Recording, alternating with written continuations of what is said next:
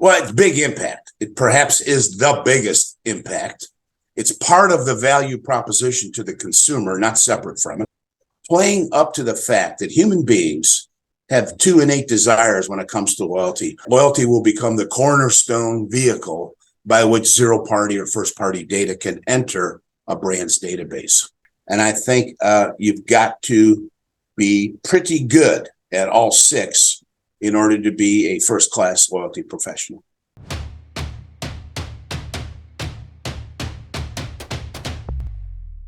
Hi, I'm Simon, CEO and founder of Stampix, and welcome to Loyalty Expert Talks. Today, I'm super excited to speak to Mike Capizzi, a veteran in the loyalty space. Mike, how are you doing, and from where are you dialing in?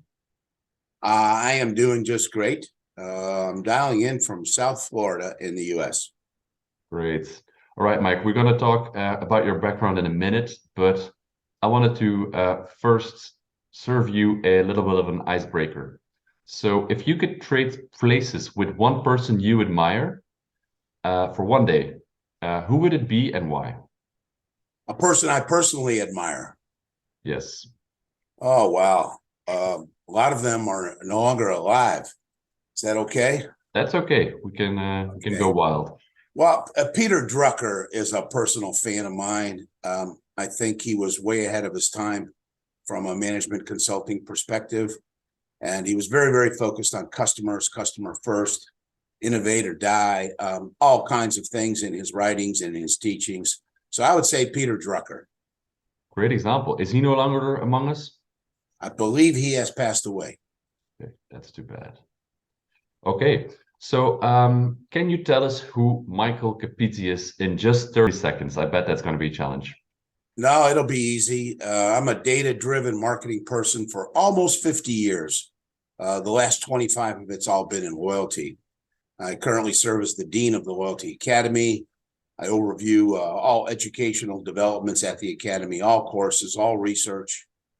I do workshops all over the world. I've got very extensive training background, and I'm a partner in the Wise Marketer Group. We all love their work, so that's great to hear. Bill Hannafin, right? Bill is my partner, correct. Cool. So tell us a bit more about the Loyalty Academy. Well, the Wise Marketer Group owns and runs the Academy. It's a loyalty education platform. There are a variety of vehicles by which people can enter the Academy. We do global workshops. We do them in person, which enable a delegate to achieve certification. We have the only certification in the loyalty industry, the Certified Loyalty Marketing Professional, or CLMP, can be achieved through extensive coursework at the Academy. We also do team training for clients in a private setting in-house. We have a virtual training program, 100% online, and we offer individual courses for people that might want to brush up on a very specific subject. There's about 35 courses in the complete curriculum today. We're governed by a board of regents. We operate just like as if we were a university, and that's the approach that we've taken. Been around since 2016. Cool. So having certified so many people in the Academy, what makes a good loyalty professional? What does it take? What are the main skills and mindset a loyalty professional should have? Well, it's varied, Simon, and I believe there kind of are 6 foundations or competencies that a loyalty professional must possess. Certainly, you've got to be good strategically. You've got to understand where you're going and why you're going there, and what advantage will accrue to your brand if you get there. You've got to be very good analytically. There are a variety of ways that analytics can be applied in the loyalty discipline, and you must be comfortable around them and must understand what these analytical opportunities are. You've got to be good operationally. There's a lot of moving balls in loyalty. You've got to be able to handle them on a day-to-day basis. And you have to understand technology, especially today. I think technical skill is required for a loyalty marketing person because there are a variety of different media and technologies that can be deployed. You need to know something about rewards and how human beings respond to reward. And finally, you've got to be good at communications. Traditional marketing style communications are essential in a loyalty program. So that's 6: strategy, analytics, operations, technology, rewards, and communications. And I think you've got to be pretty good at all 6 in order to be a first-class loyalty professional. Cool. So, Mike, you recently published an article in The Wise Marketer on Web 3.0 and the connection to loyalty. For those who didn't get a chance to read it, could you elaborate a little bit on that? Yeah, that was fun. That was for the Loyalty Science Lab out of Old Dominion University in the United States. And I'd encourage anybody to check out the material at the Loyalty Science Lab because they're doing an extensive job of research on our industry. Yeah, in the article, we started talking about what the potential might be for Web 3.0 and tried to give it some definitional aspects. But at the end, we concluded that for loyalty marketers and for brands in general to be successful in a Web 3.0 environment, they must become a digital-first organization. Simon, I find everybody talks about this, but they're really not digital first. And my example would be, you can't bolt on a new age Web 3.0 technology onto old strategy. It just doesn't work. You've got to start anew. You've got to think of it from the perspective of a whiteboard or a blank sheet of paper. So be digital first in your thinking and then evolve from there, because these new technologies can help new thinking, where I don't believe they're going to help that much with old strategy. I really don't. Second thing, and this is a pet peeve of mine, I'm an old guy, but I think that too many marketing leadership positions, especially in loyalty, are filled by people who are not digital natives. They're people who kind of immigrated to the digital world, but they did not grow up with it. You look at the thinking of a pure digital native, and that would be a millennial type of person for most people's definitions. Because they grew up in this world, they think very differently about it. Yet we exclude them from leadership positions, and we don't really buy in all the time to what's going on in the digital world because of our bias from our past 20, 30 years. With the exception of the new age companies, I find that you don't see many people who are around 30 that are part of a leadership team that can provide native advice to what's going on in a Web 3.0 world. So I would encourage everybody to add a couple of those people, including some crypto natives, and that was brought out in the article. A couple of wildcats to the team. I'm sorry? Add a couple of wildcats to the team.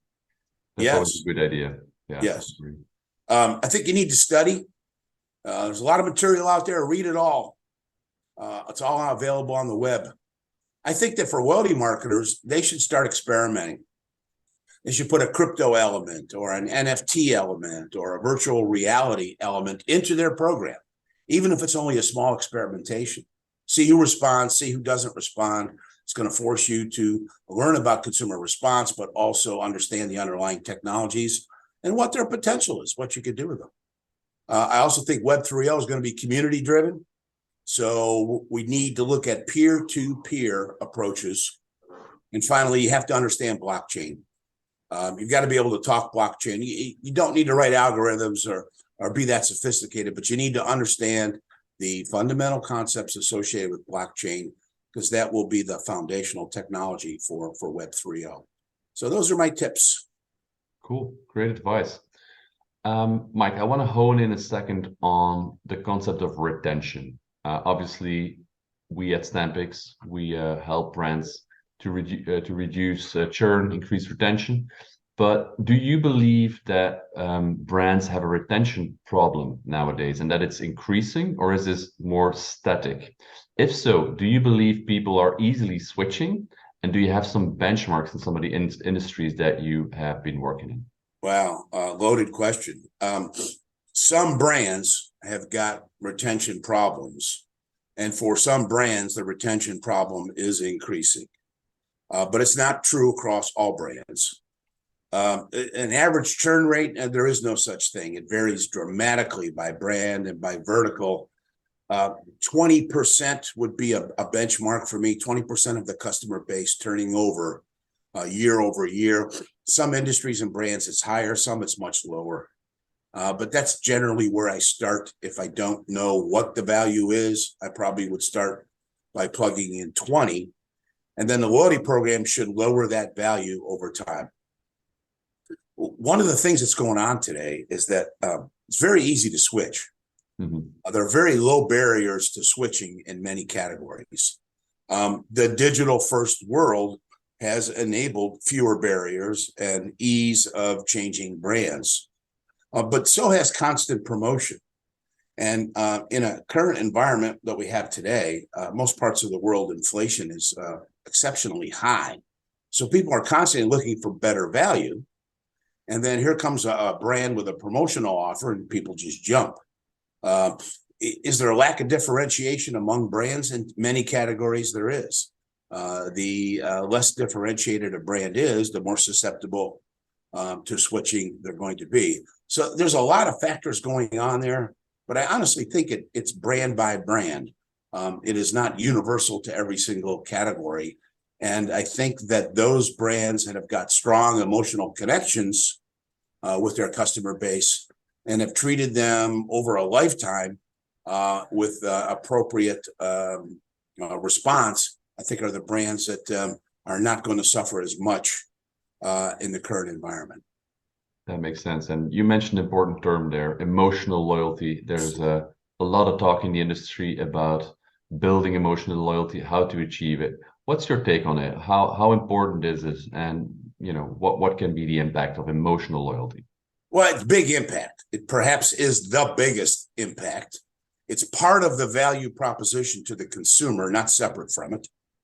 But not a lot of programs leverage this fully. Either they don't know how, or they've got a very fickle customer base, or they just can't quite get out of their own way. And it is difficult for them to achieve. I think to play up to the emotional response needed by a consumer takes an awful lot of work by the brand and the loyalty program. And many times they don't want to put in that work. I think that it isn't just about engagement. Engagement certainly helps, but it's about playing up to the fact that human beings have two innate desires when it comes to loyalty. One is reward, which is a very rational decision on the consumer's part. And the other is recognition, which is very much an emotional response. So if the program and the brand are constantly doing things, fully transparent things, things that are innovative, things that are fun, but things that say to the customer, we know you're important, and we fully embrace the fact that you're doing business with us and that you are critical to our success. And all their policies and all their individual dealings and all touch points with the consumer play up to that. I think you can achieve a much stronger emotional connection, and that will, in the end, be very profitable for the brand. Yeah, will prevent consumers to switch at any given offer that's just slightly more interesting than their current position. Exactly. Makes sense. So, Mike, what is one trend that we need to watch in loyalty marketing? I think the whole zero-party, first-party data movement has been underplayed a little bit. Depending upon what part of the world you're in, we've got regulators coming after data-driven marketing approaches. And that's because in the past, some of these were not transparent, and they led to potential abuse by the party. So the zero-party, first-party data movement translates well to loyalty marketing. That loyalty will become the cornerstone vehicle by which zero-party or first-party data can enter a brand's database. So everybody needs to adopt it. And you can do more within the loyalty program to collect more information about customers because it's permission-based. It's 100% opt-in. And again, be transparent with what you've got, what you can do, allow them access to it, allow them to get out. and we won't have extreme regulations shutting down our industry, which is some people think is possible. If you look at GDPR or the CCP in California in the United States, some of these rules are very restrictive and clearly were written by people that don't understand loyalty marketing. So if we allow them to continue down this path, they'll prevent everything in the name of privacy and consumer protection. We don't want that. Furthermore, we're not the abusers. So I think that is the most significant trend in our industry today. And I think it will continue to drive loyalty marketing forward onto bigger and better things, especially if we do it right. Cool. So Mike, let's say a brand invites you to have a look or an assessment of their loyalty program. What would be the first metric that you look at, or which metrics do you consider the most valuable in assessing their success? Do you have any benchmarks that you could share on that? Well, a couple things there. First, I would not go in with looking at a KPI. I would go in and go all the way back to what is the strategic objective of this particular brand with regards to loyalty. A retention objective versus a increased yield objective usually relate to different kinds of metrics and KPIs. So I'd want to know what they're trying to do with loyalty and why. And I believe that is the most important question. In regard to metrics, there's kind of three that always come to the forefront. Absent of retention rate, which might be the fourth. The first key driver is enrollment. So what percentage of the customer base is actually enrolled in the program?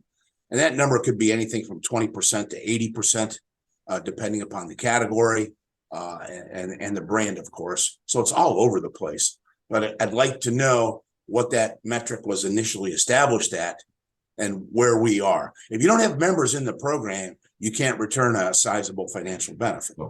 Membership drives everything. But so 80% feels very high to me. 80%, no? It's higher in some industry. Look, grocery in the U.S. Enrollment rates are over 80%. Look at a credit card offer. This would be a specific credit card portfolio with a rewards proposition on it. It's over 80%. If you have that credit card, you're earning rewards. Yeah, then I could go and look at specialty retail, and I'm lucky sometimes if I find 15%. So again, it's all over the place. I think the activity rate, that is, once I've got people enrolled, are they active? Some people enroll in a loyalty program, do one transaction, and you never see them again. Or they never use their identification device again, or whatever. So the percent of the membership that is active in any one period of time should be a KPI. And you're constantly striving to increase that activity rate. And it's very low for some programs. Also depends on how it's defined. Is activity defined as a transaction, a financial transaction within 1 month, 3 months, 6 months, 1 year, 2 years? It's going to vary dramatically by vertical market. And the third one I like to look at is the actual transactional values, because there should have been a KPI that said they spend this much today, and my goal is to make them spend this much plus something tomorrow. So I want to see if you're achieving those transactional values. And of course, if retention was the objective, the churn rate or attrition rate, or if you want to reverse it, the retention rate would be the key metric. Cool. That makes a lot of sense. And in apps, of course, we often talk about monthly active users for just opening the app or using the app. It doesn't necessarily have to be a transaction. It really depends on the business. Right. Definitely. Cool. Definitely. But in the end, I need a financial benefit. So I like all these soft metrics because they tell a story, a very important story. But in the end, okay, without incremental behavior, the program becomes a cost to the brand. We must have incremental behavior. That doesn't mean that referral and advocacy and app usage or community peer-to-peer is not important. They're very important. But in the end, they have to lead to increased transactional rates. Otherwise, why are we doing this? Agreed. So what would be one brand that you think got loyalty right? And how do they stand out from the crowd? I get this question all the time, and I usually don't answer. deal with a lot of brands, and you certainly don't want to pick one over another in a certain category sometimes. But when you sent me this question, I started thinking about it, and I did come up with something that is very obscure and a lot of people don't know about it. But the program is the Club Yogi Rewards Program, CYR, Club Yogi Rewards. The sponsor is Sun Communities in the United States. And this program is, Sun Communities runs very elevated campground experiences under the Camp Jellystone brand for young children and their parents. And what I love about this program, it's true to the brand's persona. And for those people who understand the old cartoon character Yogi Bear, this is a very fun character. This is very much in line with young children under the age of 12, typically, sometimes very young. It's fun, it's exciting, it's hilarious. So they've developed a program that's totally consistent with the persona of the brand. I think a lot of people have lost that. They have tiering, best practice. They have lots of bonusing, different ways to earn points, best practice. They have a really strong value proposition. As you stay with them and accrue points in your account, you can cash them in relatively quickly for either an in-kind reward or an external reward. Their best in-kind reward is a free night, very similar to a hotel program. And they have auctions, something that you typically do not see, where you can auction off your points to win something really spectacular. They are so far ahead of their competition in their category that I think they would stand out from the crowd. So I know nobody's ever heard of it, especially anybody outside the United States. But that's Club Yogi Rewards under the Camp Jellystone brand from Sun Communities in the U.S. Cool. We'll definitely have a look at that, given your enthusiasm about it. By the way, Simon, I don't know what their desire is, but the StampX approach would fit their program very, very nicely. Very nice. There's another reason for me to reach out to them. Yeah, I mean, when they do this all the time on their website. So grandma, grandpa in their RV come to the resort. Out come the little kids. They're having fun with Yogi. Lots of pictures. Of course. And they're on the website all the time with these pictures. And you ought to look at the faces of these kids. I mean, it's very exciting. Like kids having fun. And grandma and grandpa don't have to worry about it because it's a controlled environment and the kids are very safe. Yeah, cool. Mike, you mentioned the Wise Marketer, and I think most of our audience will know that. But besides that, what would be your go-to source for news updates on loyalty? Well, I try to read everything that I can. I do read the things put out by Loyalty Magazine in the UK. I think that's a pretty good source. And I listen to Let's Talk Loyalty. I know you know Paula Thomas, Simon, out of the Middle East. But I think the second best one for me is isolated to the Australia and New Zealand marketplace, and that would be Loyalty Central. That's Simon Rolls out of New Zealand and Australia. There's two of them. One version is the New Zealand version. One version is the Australian version. They're very contemporary, and they aren't afraid to make commentary, thought leadership kinds of statements, but they also follow the news. The issue is they're confined to those two pieces of geography, but I read that very regularly. Yeah. And Loyalty Central. And they have a very, very good taste in the partners they display on their website, because exactly. I'm proud to say that since last week, StampX is also in their ecosystem. So good. Yeah, we're very excited to enter the Australian market and work with Simon. Great. So you were referred to by Charlie Hills. So now it's your turn, Mike. Which loyalty expert would you love to hear answers these questions in a future interview? Well, we just talked about one. If you can grab him, Simon Rolls from Beyond in New Zealand, Australia would be a great one. And out of the US, I would consider somebody like Phil Rubin, who today is independent. The name of his consulting firm is Gray Matters. Phil's got a wonderful loyalty background, a lot of brands as well as service providers. He does mostly U.S. work, but he certainly is capable internationally. So he'd be my second nominee. Thanks again, Cool. Simon. Thanks to your team for setting this up. Thanks a lot. Really appreciate it. Cheers. Bye-bye. Bye.